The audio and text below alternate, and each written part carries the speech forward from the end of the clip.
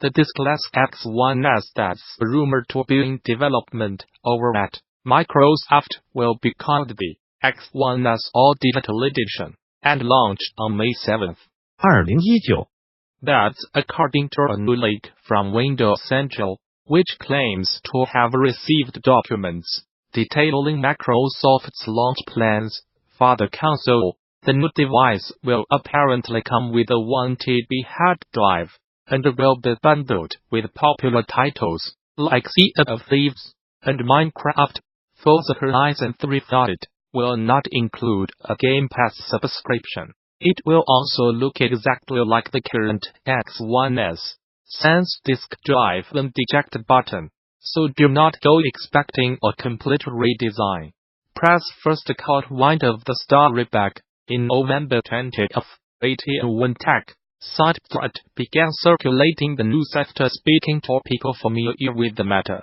Those early reports suggested the diskless device would allow Microsoft to shave up to $100 of the X1S current $299 price tag, and that it would be supported by the disk-to-digital program to let owners swap their existing retail games for digital codes at permitted retailers. Online tutoring company Byju's announced yesterday that it HNSACQUIRAD Osmo, developer of educational games for children, for $120 million. As reported by TechCrunch, Osmo offered a cash option, but elected for an all-stock payout. The acquisition will reportedly help Byju's offer a broader range of learning solutions to children between the age of 3 and 8 by tapping into Osmo's tech. This seems to make sense, as Byju's focus is on creating immersive content offered through personalized learning experiences for students. Founded by former Google employees Ahmed and Jerome Scholler, Osmo was launched back in 2013, and is known for developing a series of digital and offline learning apps tied to customized hardware for iPads and Android tablets. These augmented reality apps integrate offline activities to help children between 5 and 12 learn, and according to Ahmed, have been incorporated into around 20,000 schools in the United States. Now that broadband internet access is available to billions of people, video games can be more than discrete, unchanging products. Games can live and grow over time, and it's never been more important to understand what it takes to keep a live game fresh and exciting over time. That's why game developers, conference organizers, want to draw your attention to some of the great DD 2019 talks aimed at helping you become a better live game developer. Even if you do not think of your game as an ongoing service, knowing what works and what does not in live game development will make you a more well-rounded game maker. Notably, game industry veteran Rich Vogel will be at DD 2019 in March to present an exciting talk on lessons learned in the trenches developing games as a service. You want to see this talk, because Vogel, now a VP at a certain Affinity, will discuss his journey as a studio director building Fallout 76, Battlecry, Star Wars, The Old Republic, and Star Wars Galaxies. Vogel aims to weave a narrative that talks about how each one of these titles changed the way he approaches development in general, as well as running a game as a service. He will discuss the lessons he learned working on each title, and provide great examples from the trenches that helped shape what he did on his next game in terms of project management, leadership, recruiting, and running a live service. Plus, Grinding Gear Games, the folks behind the Sleeper Hit Path of Exile, will be at the show this year to show you how they found success with the free-to-play online action RPG. In Designing Path of Exile, be played forever, Grinding Gear's Chris Wilson we'll show you how a plan for long-term, sustainable development took path of Exile's active player from the thousands to the millions. Wilson will walk you through how to structure releases into seasons, with predictable release dates and scope. How to reuse content for rapid development. How to use procedural generation to keep content from feeling stale. How to employ multiple overlapping axes of randomness for additional replayability. How to design deep gameplay systems that keep players engaged, and how to grow a community over a long period of time. And in Cooking with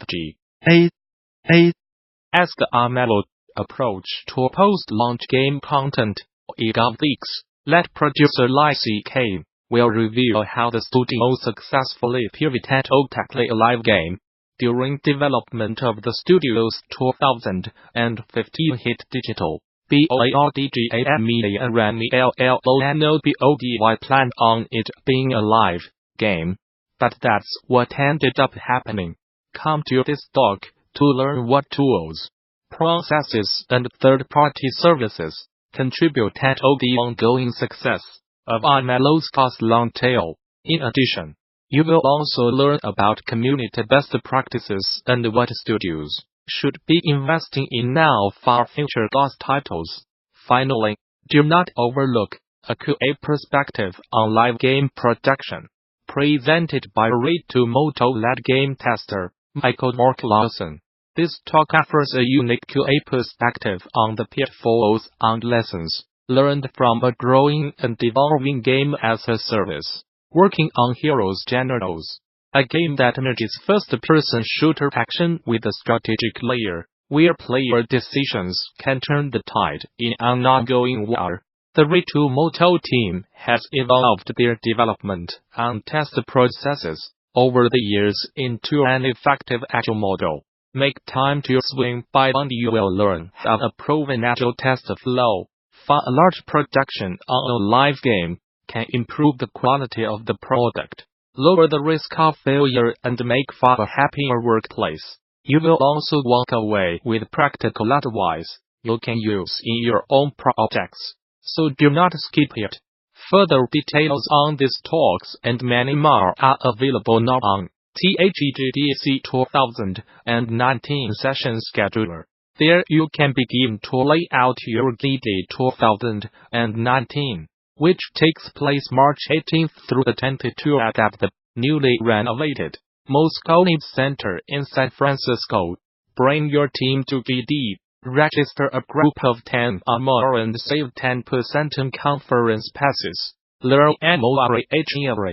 For more details on GDC 2019 visit the show's official website, or subscribe to regular updates via Facebook, Twitter, OS, Gamasutra and GD are sibling organizations under parent company Informa. The results are out for Apple's first fiscal quarter of this year, and it looks like a steep drop in iPhone sales caused the company to miss its earnings targets, though its stock value still rose in after-hours trading. Over the holidays, during the 3 months ending December 29, Apple reported earning nearly $20 billion in profits on $85.3 billion in revenue, which seems like a good haul, but is 8 bit less than the record-setting $88.3 billion in revenue it generated during the same period last year. While the company saw earnings in almost every sales category go up year-over-year, a big drop in iPhone sales brought the company's bottom line down. Apple reported $51.9 billion in sales of iPhones during the quarter, nearly $10 billion less than the $61.1 billion iPhones brought in during the same quarter a year prior. While it was disappointing to miss our revenue guidance, we manage Apple for the long term, Apple CEO stated in prepared remarks accompanying the release, noting that Apple's active installed base of devices also hit 1.4 billion during this quarter. Apple is now projecting it learned between $55 and $59 billion in revenue during the current quarter, which ends in March. A member of the UK Parliament is calling for the government to review of Riptide after it was removed from Steam, as reported by Variety. Hannah Bardell called the game utterly abhorrent material and implored the government to commit to getting around the table and sorting this issue for good. This comes following Valve's decision to remove the game from the storefront after it was released fit for the platform due to the fact that it possessed unknown cost-system risks. Riptide is a 3D visual novel that centers around committing violence and sexual assault to women during a zombie apocalypse, with developer Deskplant encouraging players to verbally harass, kill, and rape women as they choose to progress the story.